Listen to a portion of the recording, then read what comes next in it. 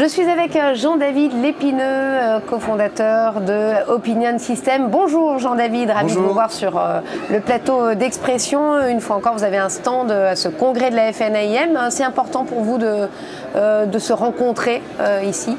Alors, se rencontrer, oui. Ça c'est capital, j'ai envie de dire, puisque en fait pendant la période de Covid ça a manqué, mais en tout état de cause, après la FNAIM, pour nous on est lié avec eux en contrat de partenariat exclusif depuis plusieurs années. C'est vraiment un partenariat qui dure et qui est bien. On se doit d'être là et d'ailleurs on est même heureux d'être là. Beaucoup de travail cette année ou c'était une année compliquée pour vous? Alors pour Opinion System, d'ailleurs, ce qu'on ne voit pas sur le stand FNAIM aujourd'hui, c'est qu'on a eu beaucoup de contacts hier. Aujourd'hui, je ne sais pas ce que va donner la journée, mais sur cette année, en tout cas, nous on a eu un recul. Alors comment est-ce qu'on voit un recul? C'est qu'on a la chance d'être sur plusieurs transversales chez Opinion System.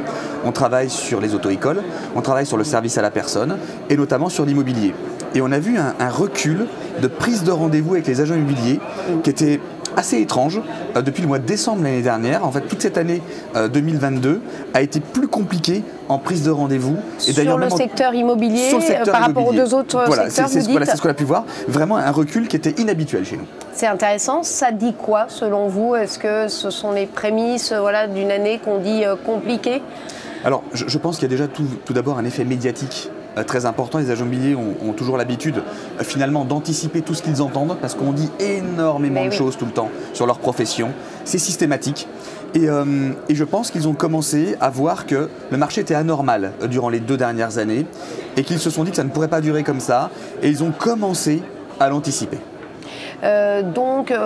Anticiper une vraie baisse selon vous. Vous vous montrez plutôt optimiste, prudent pour l'année 2023 qui s'annonce? Alors, je n'ai pas de boule de cristal, je ne peux pas prédire l'avenir, et surtout sur le marché immobilier. Mais c'est vrai que vous faites de l'opinion. Mais il y a une sorte de baromètre de l'opinion tout de même. Oui, alors sur le baromètre, celui-ci ne va pas nous indiquer si le marché va baisser, puisque en fait c'est une interrogation, une interview des agents immobiliers sur leur qualité de service.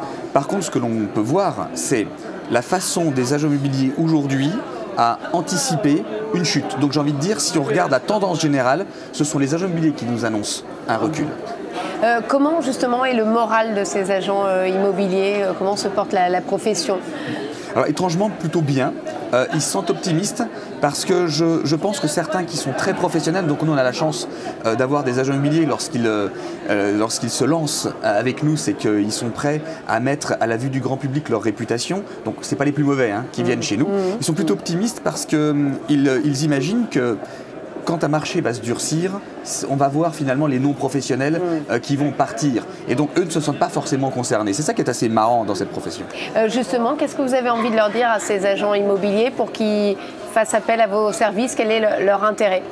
Alors, l'intérêt, je pense que les avis clients, ils l'ont tous compris. Maintenant, ça fait plusieurs années que ça devient nécessaire pour eux. Mais si j'avais un chiffre à leur donner, on vient de sortir la dernière enquête IFOP. Les avis clients ne sont pas forcément lus par les internautes.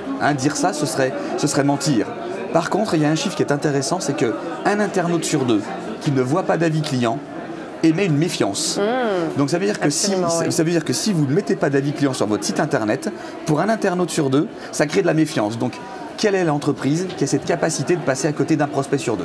Absolument, et ça sera le mot de la fin. Merci Jean-David, merci à vous. Merci.